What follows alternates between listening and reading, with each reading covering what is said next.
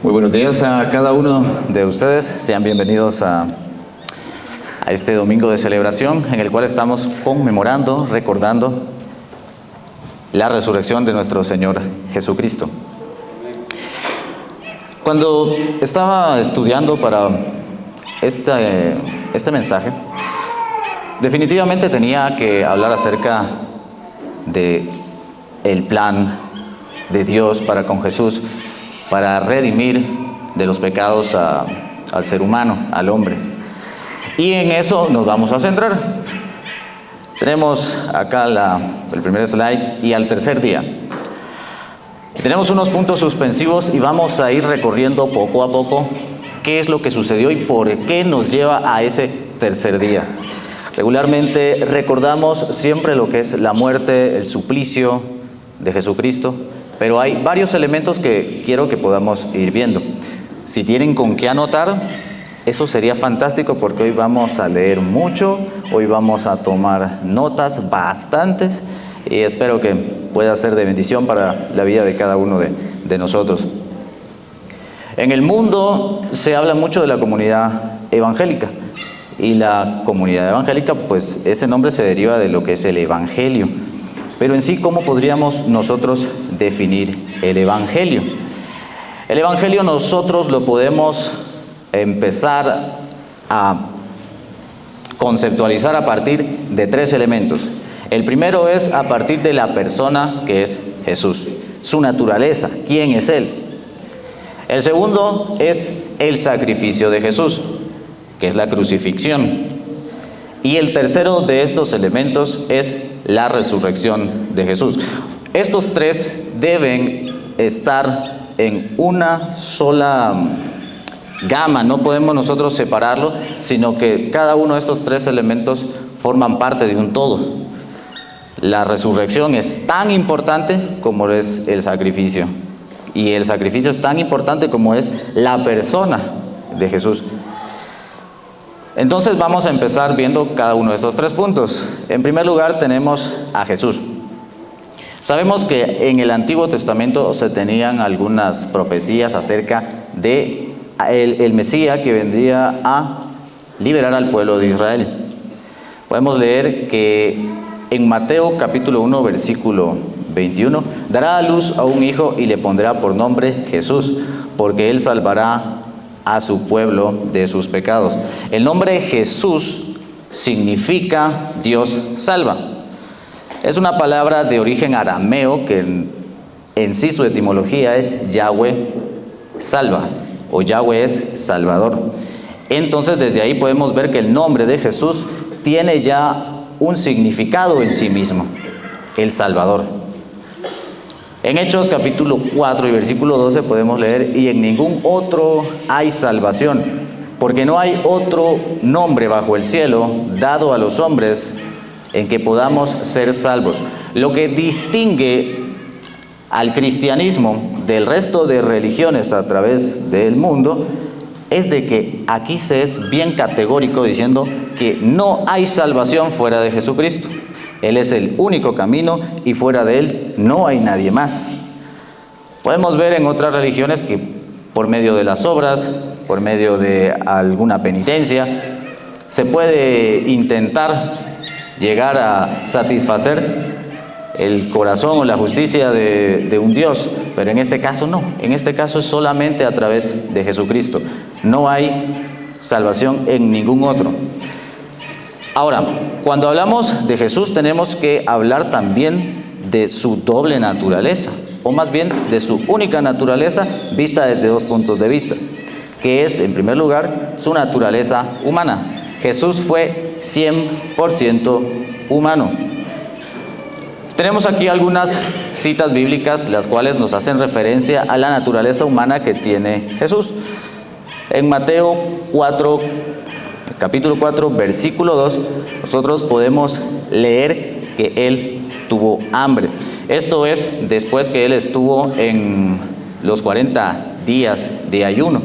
Pasado este tiempo, entonces la palabra dice que Él tuvo hambre. En Juan capítulo 19 y versículo 28, ¿sí? Jesús dijo: tengo sed. Otra cualidad que puede tener todo ser humano. Todos nosotros hemos tenido hambre, todos nosotros hemos tenido sed, y Jesús también tuvo estas sensaciones como ser humano. Luego, la tercera que podemos ver acá es que Él sufrió lo que era el cansancio. Jesús cansado del camino, lo podemos encontrar en Juan capítulo 4, versículo 6. Y cuando estaba en medio de la tempestad en la barca, también Él dormía. Jesús tuvo su naturaleza humana, tanto como nosotros lo hemos sido. Pero también tiene otra faceta, que Jesús es también Dios. Es un ser divino. En Juan capítulo 1, versículo 1 encontramos una declaración bastante fuerte, bastante marcada, que no podemos nosotros ignorar así porque sí. Muchas religiones, como lo es el Islam, como lo es el budismo, toman a Jesús como un profeta, como alguien iluminado, como un maestro. Pero acá en el testimonio de Juan podemos leer que Él es Dios. Está hablando del verbo de Dios. En el principio era Dios y el verbo estaba con Dios. Todas las cosas proceden de Él. Podemos ver en Hebreos capítulo 1 y versículo 8, mas al Hijo, tu trono, oh Dios, por el siglo del siglo. El testimonio que tenemos acá en Hebreos, vemos que a Jesús se le da el título de Dios, se le reconoce la deidad. Vemos también en Juan capítulo 20 y versículo 28, Señor mío y Dios mío. Una declaración bastante fuerte, la que dice Tomás. Después en el versículo 27 dice, luego dijo a Tomás, pon tu dedo aquí y mira mis manos, acerca tu mano y métela en mi costado, y no seas incrédulo, sino hombre de fe. Señor mío y Dios mío, exclamó Tomás. También podemos leer en Romanos capítulo 9 y versículo 5, Dios sobre todas las cosas. Vemos que en esta parte de la palabra también se le atribuyen a Jesús cualidades de Dios. Entonces, cuando hablamos del Evangelio, debemos entender cuál es la naturaleza de Jesús. Y la naturaleza de Jesús es que fue 100% hombre y también fue 100% Dios. Esta doctrina es la que se le conoce como la unión hipostática, que es algo que debemos conocer nosotros para poder refutar en su momento cuando se nos quiera presentar alguna argumentación en contra de la deidad de Cristo, en contra de la humanidad de Cristo. Y este es el primer elemento que nosotros podemos ver en el Evangelio, la persona de Jesús. Luego vemos el segundo elemento, que es el sacrificio de Jesús. ¿Por qué es importante? En Hebreos capítulo 2 y versículo 14 podemos leer, por tanto, ya que ellos son de carne y hueso, Él también compartió esa naturaleza humana para anular mediante la muerte al que tiene el dominio de la muerte, es decir, al diablo. La misión de Jesús era encarnarse y morir. Como podemos leer, Jesucristo se encarnó para poder morir. También podemos leer en Filipenses capítulo 2, versículo 6, quien, siendo por naturaleza Dios, no consideró el ser igual a Dios como algo a que aferrarse. Por el contrario, se rebajó voluntariamente, tomando naturaleza de siervo, y haciéndose semejante a los seres humanos. Y al manifestarse como hombre, se humilló a sí mismo y se hizo obediente hasta la muerte, y muerte de cruz. Jesús tenía una misión, y en esa misión estaba el morir, estaba el sacrificio. Cuando hablamos del sacrificio tenemos 4 aspectos que podemos nosotros mencionar acerca de este sacrificio o de esta salvación? En primer lugar, podemos encontrar un carácter de rescate. Esto lo vemos en Mateo capítulo 20 y versículo 28. Y dice así: así como el Hijo del Hombre no vino para que le sirvan, sino para servir y para dar su vida en rescate por muchos. ¿En rescate de qué? En rescate por el pecado. Podemos leer también en primera carta de Pedro, capítulo 1 y versículo 18. Como bien saben ustedes, fueron rescatados de la vida absurda que heredaron de sus antepasados. El precio de su rescate no se pagó con cosas perecederas como el oro o la plata, sino con la preciosa sangre de Cristo, como de un cordero sin mancha y sin defecto. Por último, podemos ver en primera de Timoteo capítulo 2 y versículo 6, quien dio su vida como rescate por todos. Este testimonio Dios lo ha dado a su debido tiempo. Uno de los aspectos que vamos entonces nosotros a mencionar acerca de la obra del sacrificio de Cristo es que Él se entregó para rescatarnos a nosotros. El segundo aspecto que vamos a tocar en este momento es el del sacrificio por los pecados. También lo podemos encontrar como lo es la propiciación. La palabra propiciación en sí significa cubrir. La propiciación entonces consiste en realidad en un sacrificio. Es eso y nada más que eso. Solamente es por cuestiones de traducciones o de versiones de la Biblia en donde podemos encontrar una palabra o la otra. En la Reina Valera del 60 vamos a encontrar la palabra propiciación. En la NBI, Dios habla hoy, podemos encontrar sacrificio, podemos encontrar rescate también en algunos casos. Y aquí tenemos en Romanos 3:25, quien Dios puso como propiciación. ¿A quién? A Jesucristo. En Juan, en primera carta de Juan, capítulo 2 y versículo 2, podemos leer: y Él es la propiciación por nuestros pecados, y no solamente por los nuestros, sino también por los de todo el mundo. Por último, podemos ver en Hebreos, capítulo 2, versículo 17, que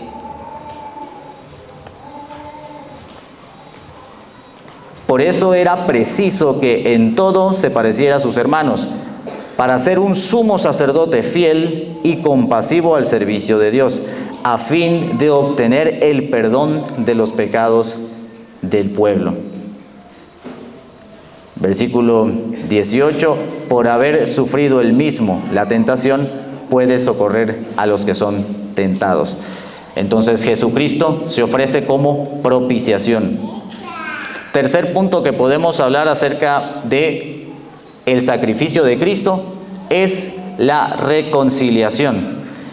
La reconciliación la podemos encontrar en versículos como 2 de Corintios capítulo 5 y versículo 18, y dice: todo esto proviene de Dios, quien por medio de Cristo nos reconcilió consigo mismo y nos dio el ministerio de la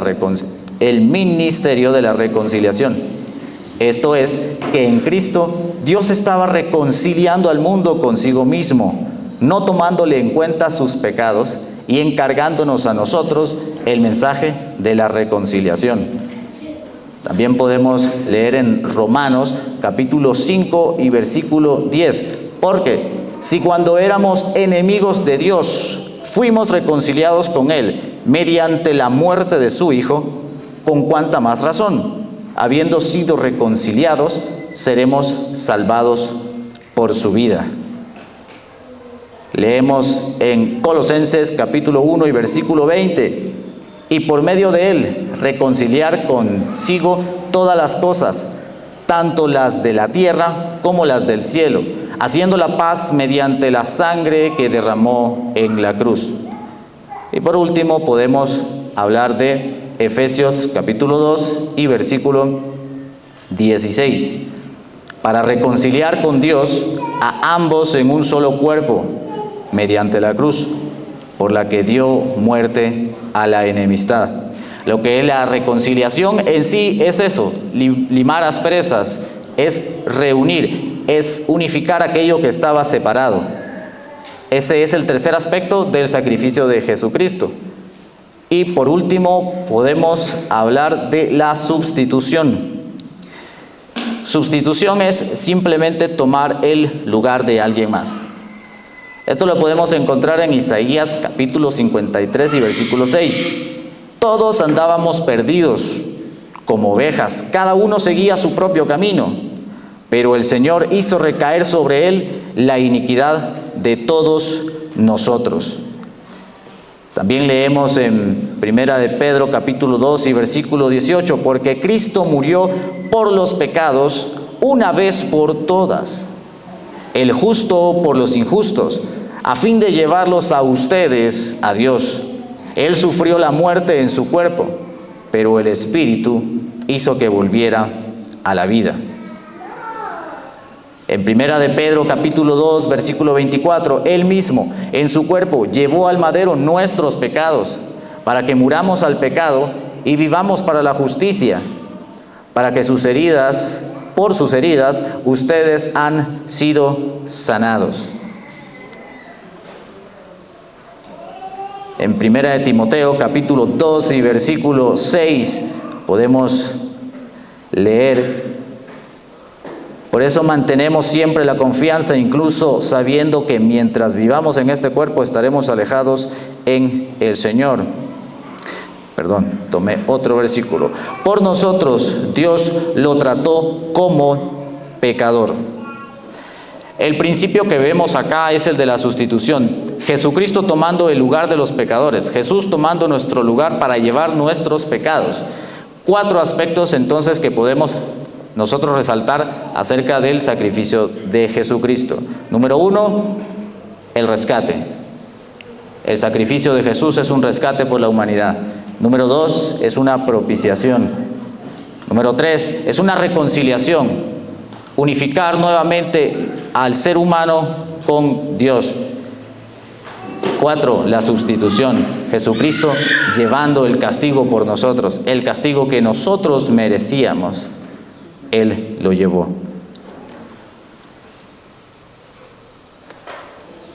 El sacrificio de Jesucristo, podríamos nosotros decir de que en un escenario podría haber sido en vano.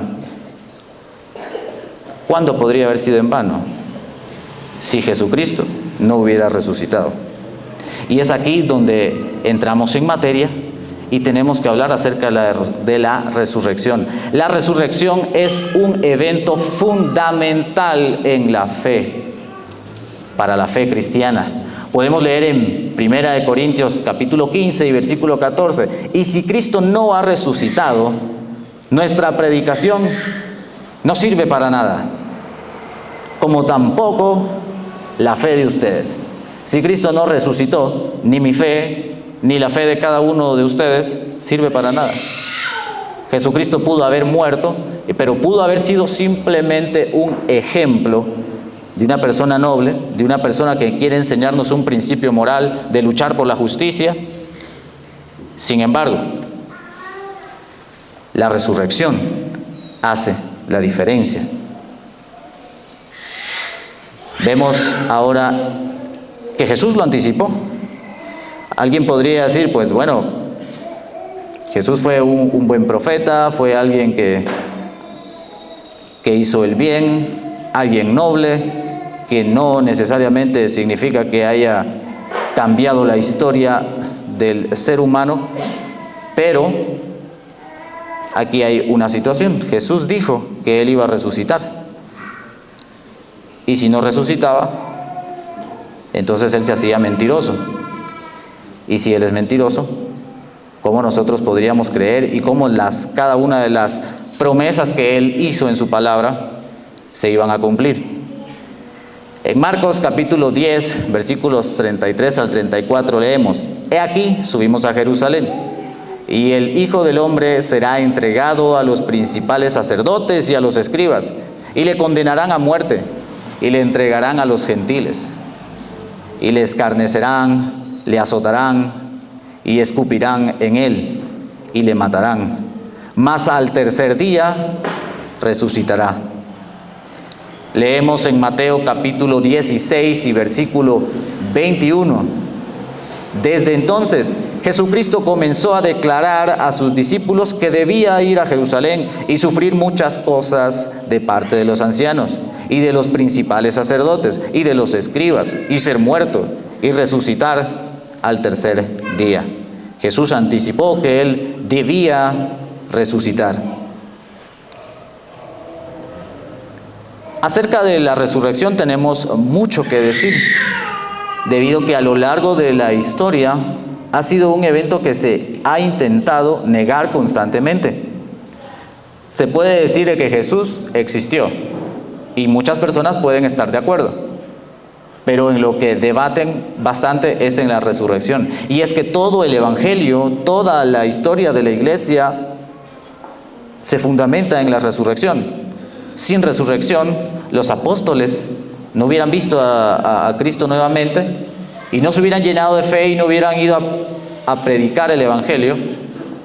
Tantas personas que mediante el testimonio de la resurrección de Cristo entregaron su vida. Tenemos testimonios bíblicos acerca de la resurrección, como también tenemos testimonios extrabíblicos. Pero quiero hacer énfasis en los evangelios en este momento.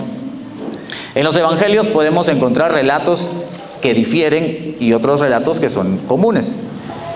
Dentro de los relatos comunes he podido identificar 7 primordialmente, que se encuentran tanto en Mateo, en Marcos, en Lucas y en Juan. El primero de ellos es el ministerio de Juan el Bautista. Número 2, podemos encontrar el bautismo de Jesús. 3, la alimentación de los 5,000. 4, la negación de Pedro. 5, el arresto y juicio de Jesús. 6, la crucifixión de Jesús. Y 7, la resurrección de Jesús. Estas son 7 eventos que podemos encontrar en los 4 evangelios. Y la resurrección de Jesús es la última. Casualmente hay un número 7. Para el que le gusta la numerología bíblica, es por lo menos interesante. Podemos encontrar también en el libro de Hechos, en el capítulo 1, del versículo 1 al 3. Estimado Teófilo, en mi primer libro me referí a todo lo que Jesús comenzó a hacer y a enseñar hasta el día en que fue llevado al cielo, luego de darle instrucciones por medio del Espíritu Santo a los apóstoles que había escogido. Después de padecer la muerte, se presentó dándoles muchas pruebas convincentes de que estaba vivo. Durante 40 días se les apareció y les habló acerca del reino de Dios. También podemos leer en Primera de Corintios, capítulo 15 y versículo 6, Pablo hablándole a la iglesia de Corinto. Después se apareció a más de 500 hermanos a la vez, la mayoría de los cuales vive todavía, aunque algunos han muerto. ¿Cómo entonces estos eventos tienen algún tipo de efecto en nuestra vida? Veremos la última parte de cómo la resurrección afecta la vida del creyente. En primer lugar, tenemos la promesa de que Él nos resucitará también con Él. Esto lo encontramos en 2 de Corintios, capítulo 4 y versículo 14. La palabra del Señor dice en Tesalonicenses: resucitará a los que han muerto en unión con Él. En Romanos 6, capítulo 5, unidos con Él en su resurrección. Y en Juan capítulo 11 y versículo 25, Él dijo: yo soy la resurrección y la vida. Hermano, tu fe debe estar cimentada en la resurrección de Cristo. Así, en Jesús, que pagó por tus pecados y que le resucitó de entre los muertos. De hecho, esto es algo que dice el apóstol Pablo, que es el que predicamos. Es necesario que crean que Él murió por nosotros y que le resucitó de entre los muertos. Hoy en día, hoy específicamente, estamos recordando la resurrección de Cristo. Ese sacrificio estaría incompleto si Él no hubiera resucitado. Y es uno de los aspectos que considero muchas veces ha sido un poquito obviado.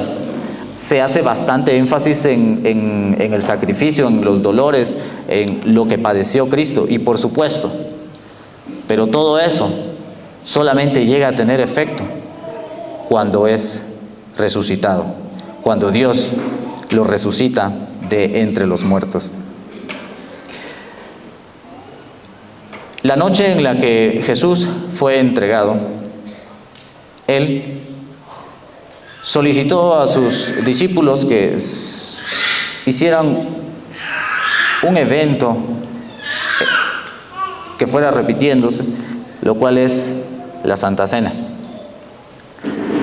En esta mañana, vamos a recordar el sacrificio de Cristo para, mediante lo que representa la carne, el pan, mediante lo que representa la sangre, el vino.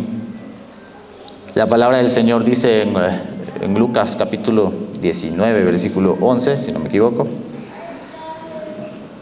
que debemos hacer esto porque cada vez que lo hagamos nosotros proclamamos su muerte hasta el día en el que Él venga. Invito a los sugieres a que puedan compartir el pan y el vino.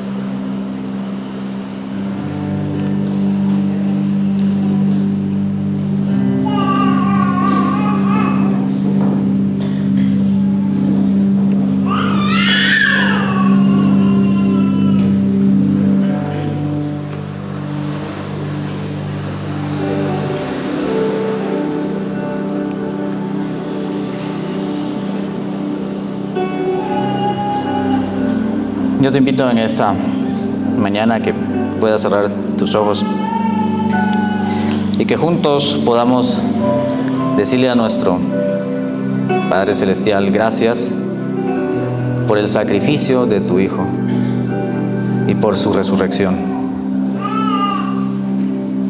Gracias por el perdón de nuestros pecados, por librarnos, por rescatarnos, por tomar nuestro lugar cuando no lo merecíamos, cuando lo que merecíamos era llevar el castigo, la culpa por nuestros pecados. Padre amado, te agradecemos. Y no hay palabras, no hay acto, no hay obra que pueda compararse a lo que tú has hecho por nosotros. Y lo mínimo que podemos hacer es obedecerte y proclamar tu muerte hasta que vuelvas, confiar en ti, entregarnos plenamente a ti. Perdónanos, perdónanos. Anhelamos honrarte, anhelamos vivir una vida conforme a tu palabra, conforme a tu voluntad.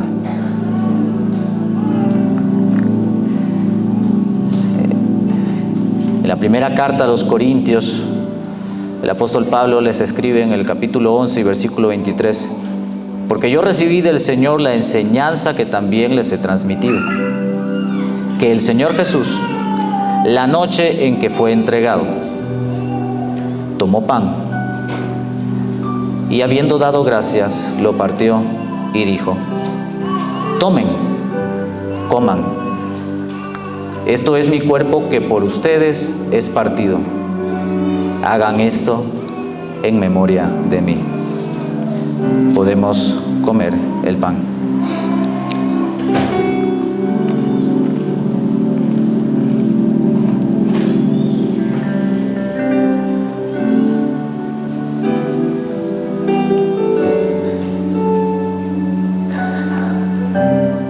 Asimismo, tomó también la copa después de haber cenado y dijo: esta copa es el nuevo pacto en mi sangre. Hagan esto todas las veces que la beban en memoria de mí. Podemos tomar el vino.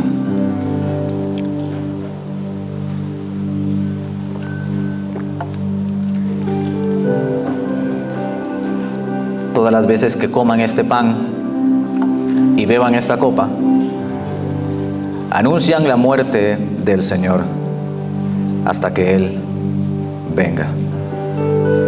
Te invito a estar de pie, a cerrar tus ojos nuevamente,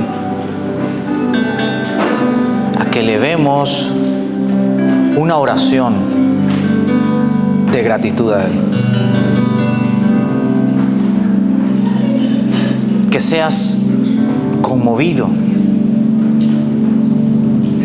que seas tú abriendo tu corazón y entregando absolutamente todo sin reserva alguna, y le digas a tu Padre: Padre, gracias, aquí estamos, queremos anunciar tu muerte, queremos celebrar tu resurrección.